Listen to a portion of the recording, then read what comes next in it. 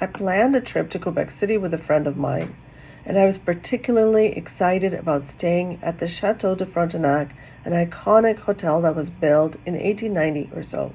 It is probably one of the most expensive hotels in the area.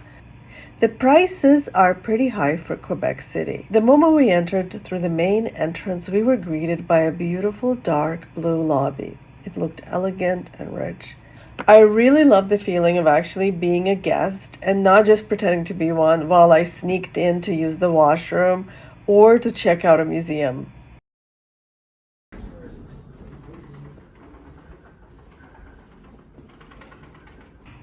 When I entered the room, it was a large, pleasant room with one queen-size bed, a bench, an armchair with ottoman.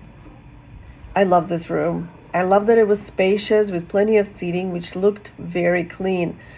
Something I would expect in this establishment, but you just never know who has been there before. The bed was pretty soft.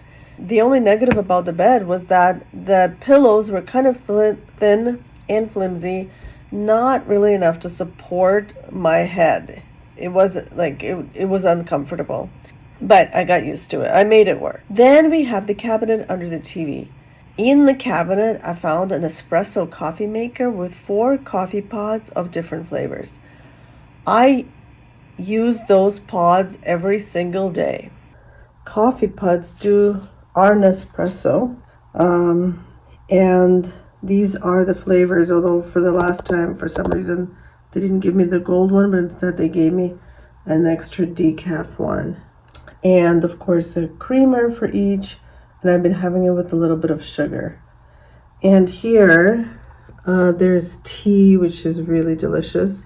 I've only had the berry one, and of course they refill it every night. And 2 little cups. Now, I usually do like my cups big, but here it really gives me like this Italian feeling, I suppose. There was also a snack selection of Pringles and something else. These were for a fee. And though I wasn't planning to eat them, I did give in and had 2 of the Pringles containers. There was a fridge stocked with drinks, also for a fee.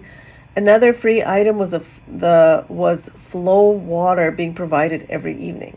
There was also a free item that were the slippers. I was considering taking them home, but I thought, do I really need them? They don't look that comfortable. The bathroom was beautiful. It had a shimmering black floor tile and white rectangular tiles. A pull-out magnifying mirror equipped with all the things that one might need for a one-night stay, including hairdryer. I think if I ever decorate my bathroom, I want to do it like this exactly, the same tile. Here's another neat thing. By the bed in the headboard, you have this light that comes out so that you can read your book, and it really works because this light here is not really bright enough to read. The hotel serviced the room 2 times, once in the daytime and once around 8 p.m., usually when we were away at dinner. The first time, they just restocked coffee, tea, and made the bed. The second time, they would actually lift the corners of the bed for nighttime and also leave another water bottle on the nightstand. They also pulled down the shades so that the light wouldn't come in from the outside.